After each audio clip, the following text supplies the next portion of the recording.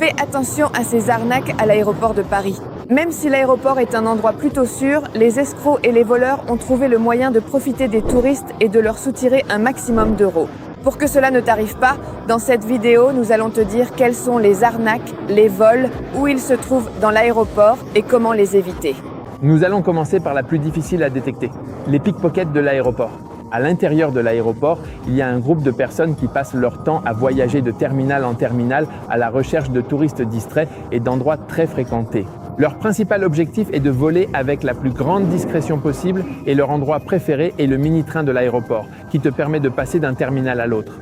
Ils adorent cet endroit parce qu'il est toujours bondé et c'est parfait pour eux afin de voler les touristes distraits ou chargés de nombreuses valises.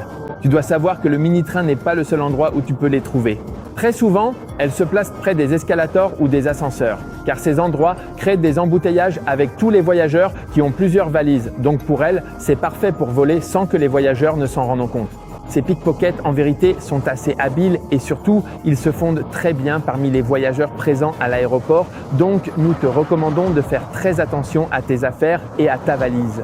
Et si tu dois prendre ce mini-train, s'il te plaît, fais très attention à tes objets personnels. La prochaine chose dont tu dois te méfier est une arnaque à laquelle tu ne t'attends pas à voir à l'aéroport. C'est l'arnaque des signatures. En fait, nous avons été surpris de les voir ici à l'aéroport, car auparavant, il n'y avait jamais les filles des signatures ici, mais maintenant, on les voit toujours, tout le temps. Les personnes à la tête de cette arnaque sont généralement des femmes qui te font signer une pétition pour une association qui n'existe pas et te demandent de contribuer avec un billet.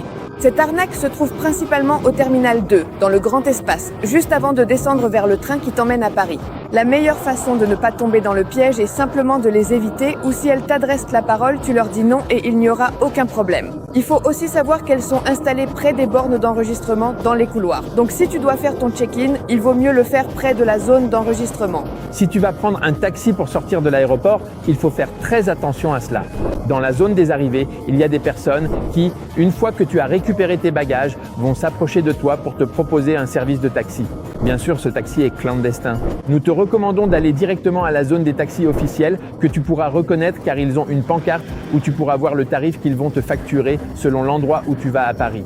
Tu verras aussi qu'ils ont un taximètre à l'intérieur et à l'extérieur. Sur le toit, ils ont un signal qui indique taxi.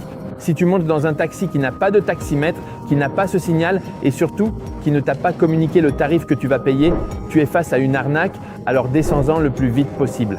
Malheureusement, il faut savoir qu'à l'aéroport, il n'y a pas seulement des vols et des arnaques. Dans d'autres endroits de la ville, tu devras faire très attention et pour que tu saches lesquels, ici nous allons t'en présenter un qui est très célèbre et dans lequel tu devras être très vigilant si tu ne veux pas te faire arnaquer ou voler pendant ton voyage à Paris.